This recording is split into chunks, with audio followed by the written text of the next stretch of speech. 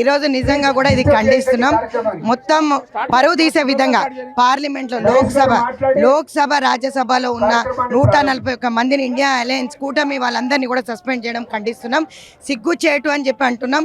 ఎందుకంటే lapse of security, ఆ సెక్యూరిటీని ఎట్లా కరెక్ట్ చేయకుండా ఈరోజు మహిళా రక్షణ అయితే గాలికి వదిలేస్తున్నారు.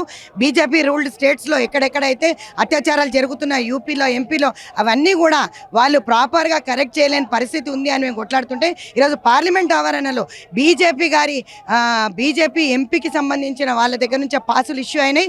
ఆ పాసులు ఇష్యూ చేసిన తర్వాత మీద నుంచి కిందికి దూరి ఈరోజు ఏ విధంగా అండి ఆ ప్రాణాలకు ఆ గ్యాస్ ఒకవేళ పాయిజనస్ గ్యాస్ అయితే ఏ విధంగా వాళ్ళ ప్రాణాలు కాపాడతారని అడుగుతున్నాం.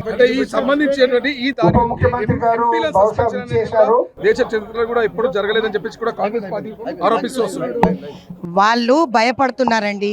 వాస్తవంగా ప్రతి దగ్గర ఓడిపోతూ వస్తున్నారు. రాబోయే కాలంలో వీళ్ళకి ప్రజలు చెక్కు పెడతారు. ప్రజలందరూ కూడా చూస్తున్నారు. కాబట్టి బీజేపీకి ఎవడు ఓటేయడు. మహిళా సెక్యూరిటీలో ఫెయిల్, ఎంపీ సెక్యూరిటీలో ఫెయిల్. కాబట్టి ఖచ్చితంగా మేము మళ్ళీ ఒకసారి తెలియజేస్తున్నాం, ఇది ఒక్క రోజుతో ఆగేది కాదు. వీళ్ళు అనుకుంటున్నారేమో రాబోయే కాలంలో మాకు చాలా పెద్ద పీట వేస్తారని.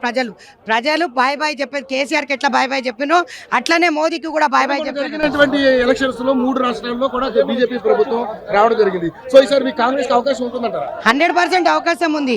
ఈ రోజు మేము చెప్పినవన్నీ కూడా హామీలన్నీ అమలు చేస్తున్నాం.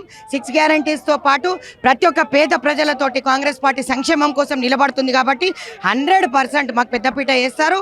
ప్రజలకు నమ్ముకొని ఇప్పుడు ఏ విధంగా అయితే అనుకోని మెజారిటీ వచ్చిందో ఈ విధంగానే వస్తుంది.